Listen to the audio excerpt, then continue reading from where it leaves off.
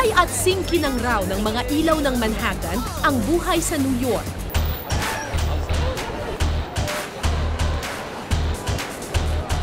Isang lugar na kilala sa mga kamangha-mangha nitong palabas.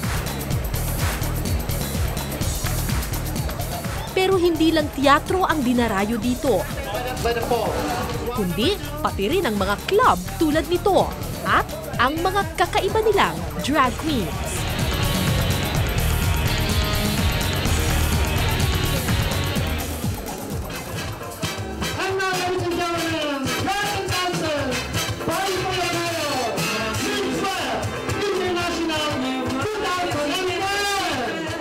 Sa gabing ito, isang beauty pageant ang aming nasaksihan.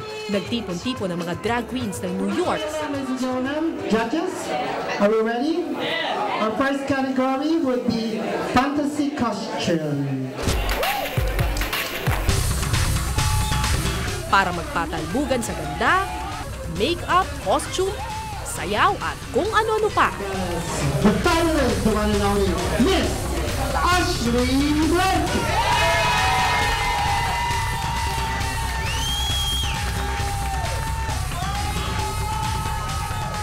Hi, my name is Ashley Blake from New Jersey, and this is my good friend of mine, Miss Stacia Richards from Brooklyn. The Bronx. Yeah. I'm gonna take my hormone shots right now, and she's the one who gives me my hormone shots so I could look softer and more feminine and the whole 9 yards.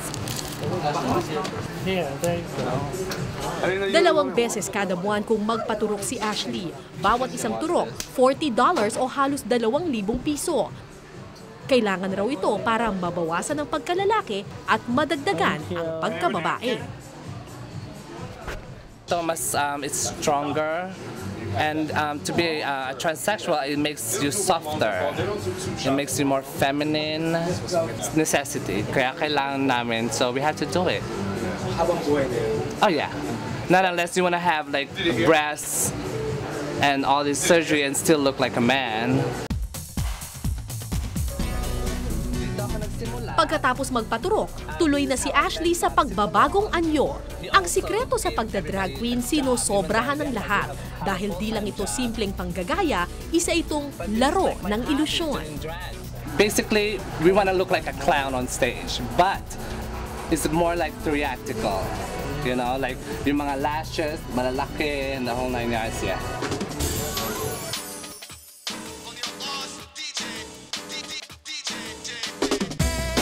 Kabisado na rin ni Ashley kung paano itago ang pagkalalaki at palitawin ang pagkababae. So, ito ang pantali namin ng manlyhood. This is how we hide it. We tape it basically. And then we just pull it back. Blur it. Voila! And it's gone. And that's how we do it. And then you just grab a scissor. And then you just cut the back. And it's done! Cut the excess and just put it on the shoulder. Bagamat may boobs na si Ashley, hindi pa rin niya pinapatanggal ang kanyang pagkalalaki. May ilang tao daw kasi sa New York na ito ang mas trip. Kalahating babae, kalahating lalaki. It's all about the illusion. Ultimo boobs, ginagamitan nila ng magic glue. It's for basically like bonds, many foils, plastic, papers, metals, cardboard. Toxic waste na nasa katawan. Para hindi siya maalis. I want to look like a showgirl.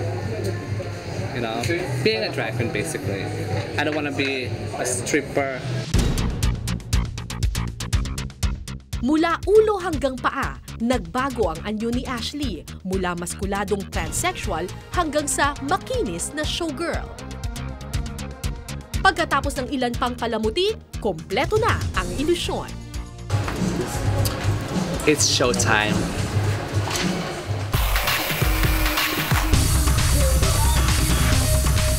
8 taon ng drag queen si Ashley. Isa na siya sa mga pinakasikat ngayon sa New York. Kumikita ng $200 to $600 per show o 30,000 pesos. Hinahangaan sa galing sa pagsayaw at sa ilusyon ng pagkababae. Pero hindi siya dating ganito. Ito ang itsura ni Ashley noon. I've seen her transformation, yeah. Because I've known her back before she started the whole transformation. She was the man when I first met her at the other salon. Steven, she was Steven.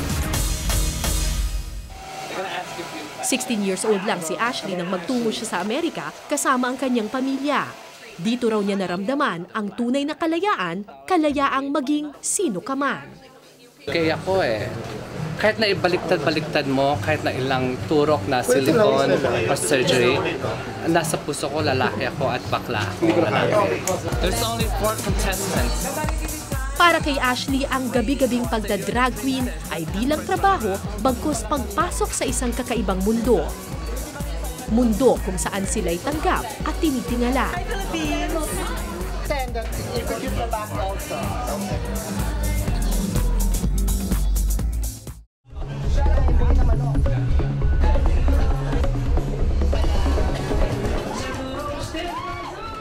Kung sa mga karaniwang beauty pageant, pagandahan at pasiksihan lang ang labanan, sa mundo ng mga drag queens, gulatan ang drama. Mas makulay, mas malaki, mas kakaiba, mas patok ka. Should I fold it? No. Dati ring drag queen si June Lakaya alias Electra. Tulad ni Ashley, ilang beses na rin siyang nanalo sa mga beauty pageants sa New York.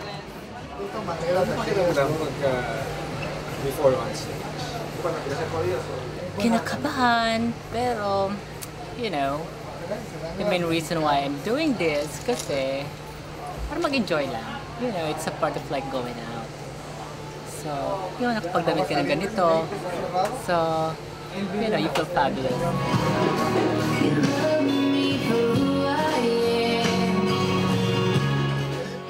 Pero gaano man siya kagaling sa paglilipsing, todo bigay man siya sa pag-awit.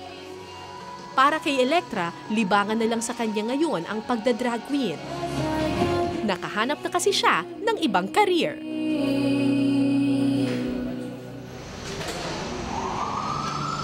Drag queen sa gabi, full-time nurse sa umaga. Hi, good morning. I'm Chia, gonna be your nurse. Sarah? How are you, Sarah? I'm good. Nagtapos ng nursing sa UERM sa Pilipinas si Electra. Ang problema, mas mababa na nga ang sahod, di pa siya matanggap-tanggap sa mga ospital dahil sa kanyang kasarian. So, the doctor can see you. Gusto kasi ni Electra na magbihis babaeng nurse sa Pilipinas. Sa Amerika niya nakita ang oportunidad.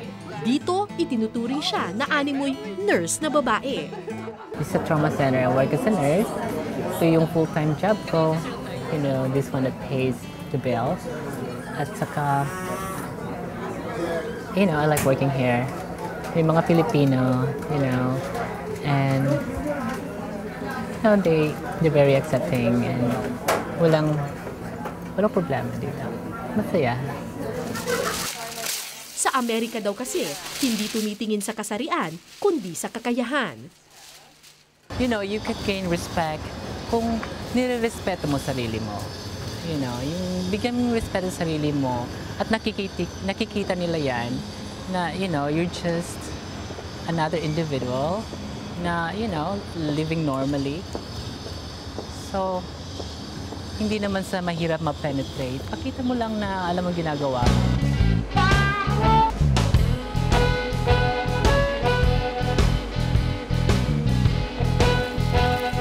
Pagdating niya sa bahay, buhay babae at bihis babae si Electra.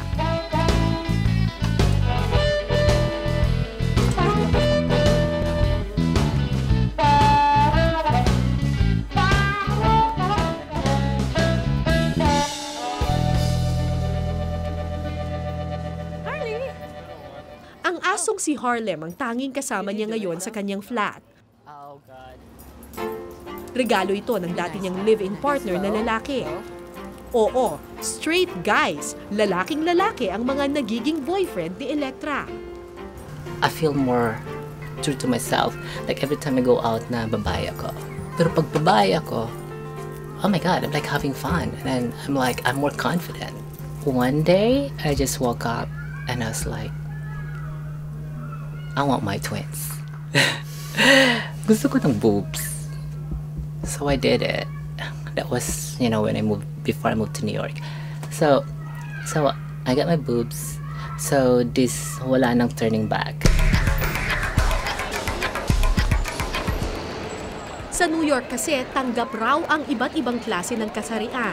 Hindi lang babae at lalaki, meron pang transsexuals, transvestites at crossdressers. Ang yung iba, meron tayong tinatawag na crossdresser. Oo. Crossdresser, yun yung totoong lalaki. Na nagbibihis babae. No. Ang crossdresser ay mga lalaki na may fetishes. Ang drag queen is considered as transvestite na gay guys. Ikaw, labeling. ano ka? I'm a transsexual. Hindi ka drag queen. I'm not a drag queen. I'm a pre-op transsexual. It means I'm a full-time transsexual ako na I live, I eat, you know. Para namang hindi ko makaya yung drag queen. Hindi, I mean, as babae. Okay. So, ilan kayong Pilipino nagtatrabaho? Kumpara kila Ashley at Electra, bago lang sa mundo ng transsexual sa New York si Apple. Pero tulad ng dalawang reyna, lapitin din ng mga lalaki itong si Apple. Oh my God, I'm not Snooki. 10 minuto pa lang kaming nakatambay sa kalye, 2 lalaki na ang humingi ng kanyang number. Oh, Are you kidding me? Ganun lang yun? Hindi na yung number mo? Gracias. Guys, what's your preference? Sexual preference? Women. They're straight. Okay. Yeah. Okay. Diba? Pero hindi nila alam na ano ka. Hindi ko na pwedeng, I don't need to. Ang lalaking pumapatol sa amin, they are all straight guys. Sa Pilipinas lang, ang bakla ang nagbabayad sa lalaki. Or, you know, somewhat like that.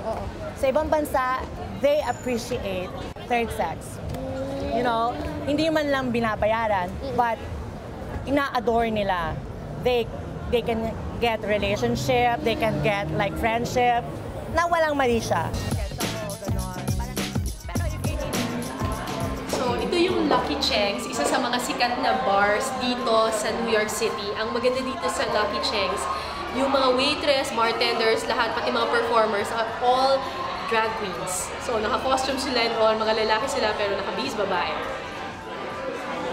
How are you guys? How's your night doing? Waitress at performer sa Lucky Cheng's si Apple. Fun? Are you enjoying your food? Yes. Love, love, love. How are you guys? Good. Love, love, love. Enjoy your night. Show is coming soon. Thank you. Oh, this is my friend, Kai. She's Chinese.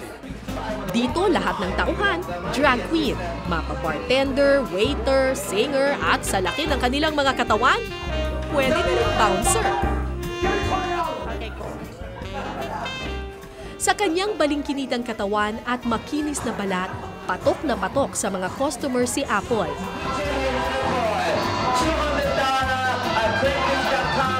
Sa unang tingin, di mo iisiping lalaki pala ang nasa harap mo.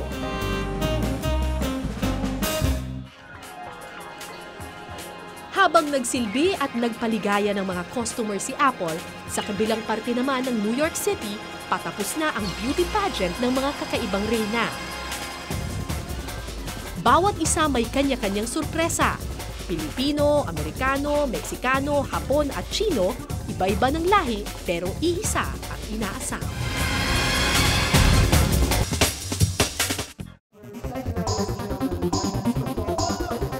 Halos 20 taon nang namamayagpag sa New York City ang The Web. Ang pinakasikat na Asian gay club sa The Big Apple. Dito nahubog ang mga career ni na Ashley at Electra bilang drag queen.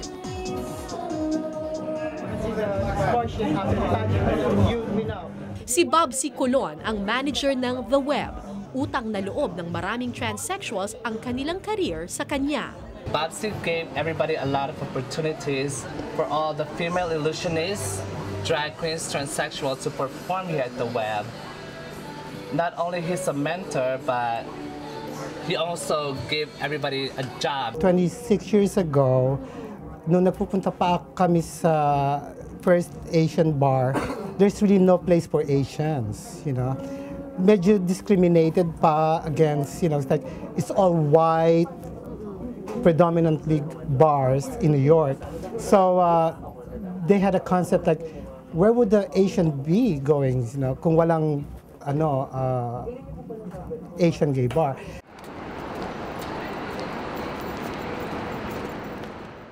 Tulad ng ibang bading, nakaranas din ng diskriminasyon sa Pilipinas si Bobsy, kaya niya naisipang magpunta sa Amerika.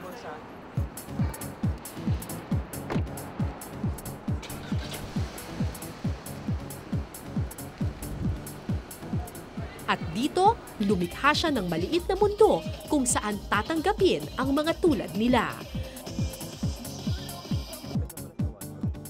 Inumpisahan ko ang first Miss Asia America. That's how it started, which Pilipino ang parating na nanalo. Sa loob ng 20 taon, marami nang napasikat na drag queen si Bobsy. Ashley Blake! Si Ashley Blake ang pinakahuling performance ng gabing iyon. Sigawan ng mga tao nang lumabas ang Pilipinang drag queen. Umuulan ng dulyar sa kanyang bawat giling at galaw. Kumikita ng halos 30,000 piso gabi-gabi si Ashley bilang isa sa pinakasikat na drag queen sa New York. Pero lahat ng reyna kailangan magpasa ng korona.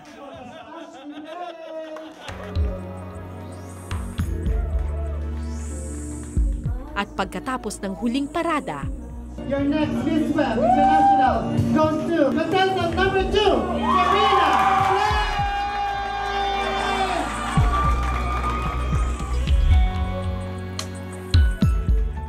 Isang batang Meksikana ang nakakuha ng korona.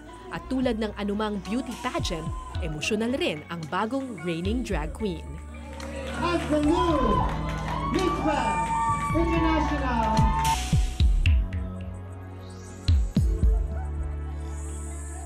The thing is, for me, I'm done with pageant. Kasi I'm 35 years old. There's more things to worry about, like my future, you know? Corona, anong magagawa ng corona? $10,000, anong magagawa ng $10,000? That's nothing. You have to think about your future.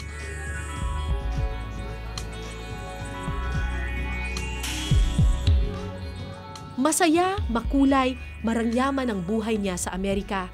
Alam ni Ashley na lahat ng ito ay panandalian lamang. Alam niyang lahat ng kinang ay maglalaho rin. At sa huli, saan kaya siya pupulutin?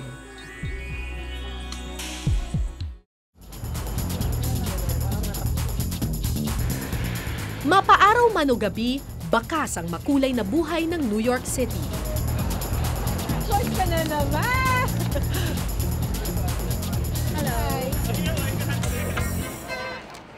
Dito kung saan nagtatagpo ang iba't ibang kultura ng mundo, dito kung saan tanggap anuman ang bihis mo.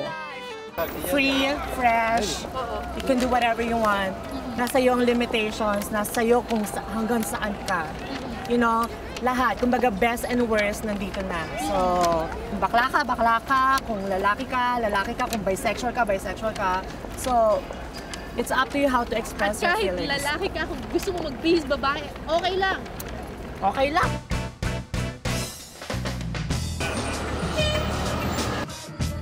Ito ang mundong inaasam ng mga transsexuals at drag queens tulad ni na Apple, Ashley at Electra. Definitely. The Big Apple is where I belong. Kasi dito, it's just like we don't even have time to care sometimes.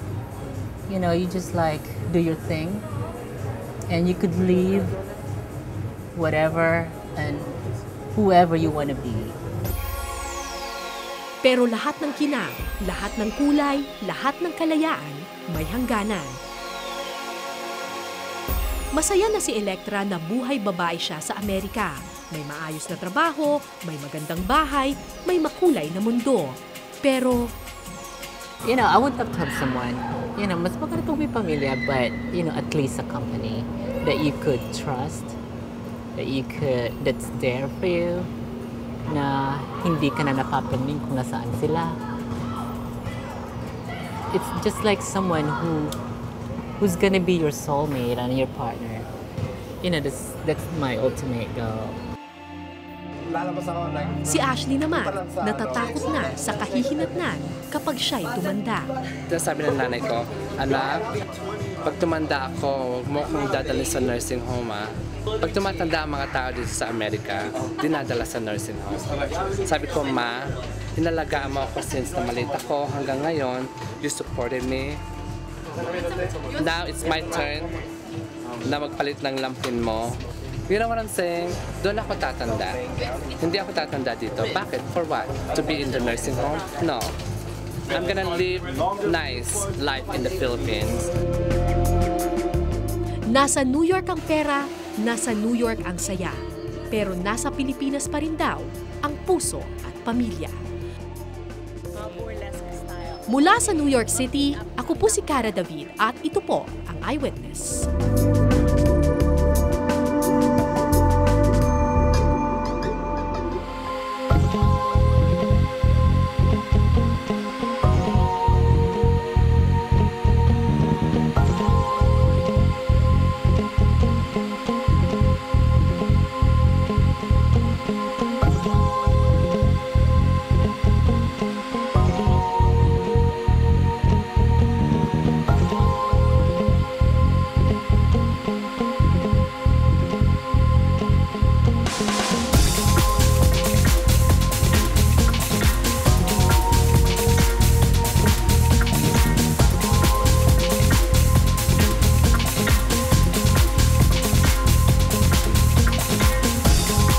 Maraming salamat sa pagtutok ninyo sa Eyewitness, mga kapuso. Anong masasabi ninyo sa dokumentaryong ito? I-comment nyo na yan. Tapos mag-subscribe na rin kayo sa GMA Public Affairs YouTube channel.